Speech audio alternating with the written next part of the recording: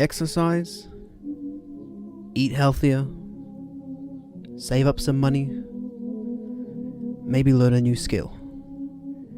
These are just a handful of some of the most common New Year's resolutions. But why is it that New Year's resolutions are so difficult to keep? And is it worth keeping them at all?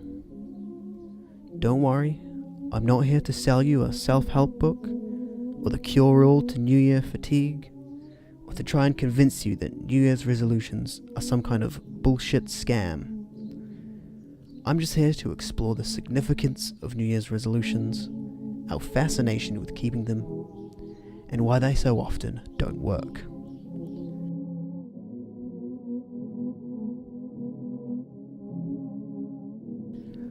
Although the modern idea of New Year's resolutions has only been around since the 18th century, the practice has existed since the time of the Babylons some 4,000 years ago.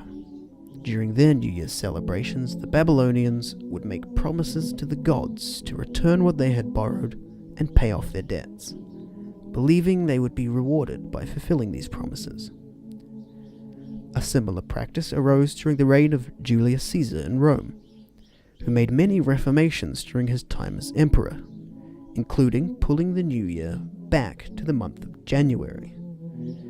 The Romans would make sacrifices to the deity Janus and give promises of good behavior for the coming year, as symbolically, Janus, the two-faced god, could see forward into the future and back into the past. This idea of renewal and making promises on the horizon of the new year has existed throughout history. But the idea of New Year's resolutions as we know them today, their introduction into modern society, is often accredited to a clergyman and founder of the Christian Methodist movement, John Wesley. Wesley invented a new kind of church service, which included reading from scripture, singing hymns, reflecting on the year, and renewing one's covenant with God. This was known as Night Watch service.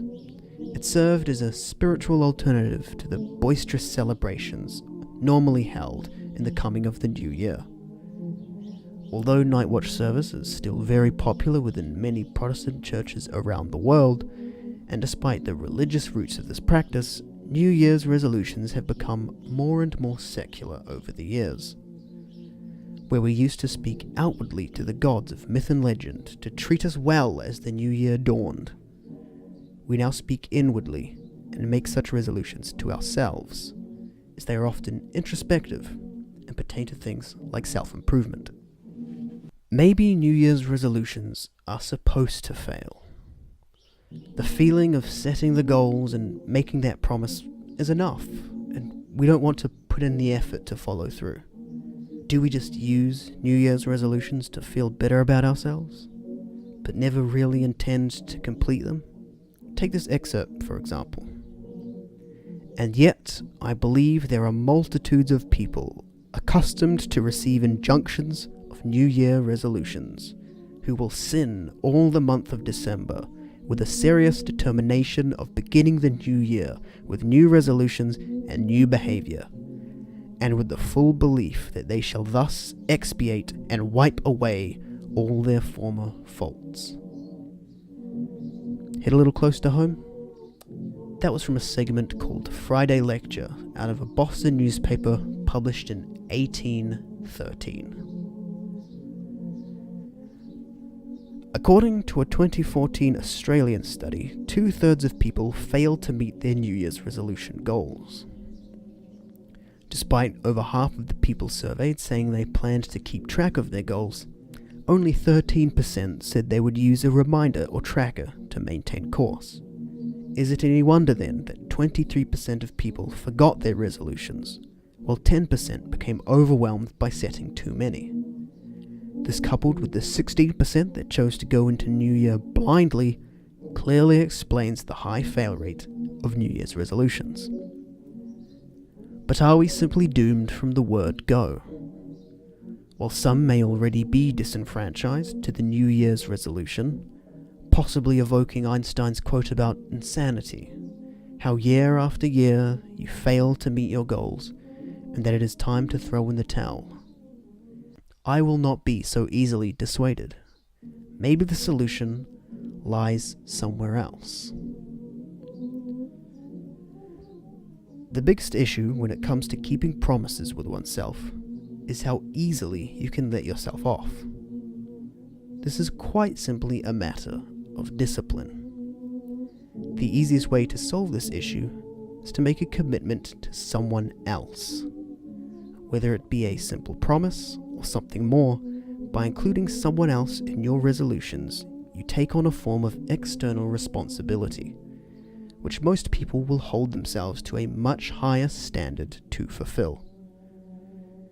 Many people will insist it's as simple as setting smart, realistic goals with clear steps. But maybe our lack in ability to discipline ourselves is indicative of a much larger issue. A culture wrapped in temptations that pulls us from our goals or obscures our ability to make them in the first place. A world where procrastination is the norm and is shrugged off as simply a character trait and not considered the serious character flaw it really is. With on-demand entertainment always at our fingertips, devices set up for immediate gratification, anytime, anywhere, a news cycle that feeds on clicks and outrage, this culture becomes our world, while our world becomes background noise. Maybe in this world so busy speeding up, all we need to do is slow down.